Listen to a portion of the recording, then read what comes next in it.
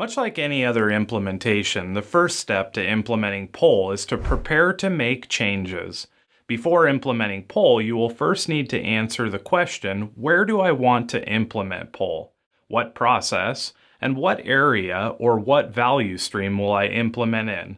Once you've decided where to implement your Pull system, you'll need to assemble a team.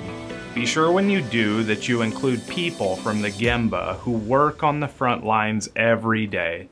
These individuals will have a great deal of experience and expertise in the area you are implementing. After your team is organized, you'll want to go for a Gemba walk. Observe the area, take photos, videos, and lots of notes, as they will be helpful for you later on.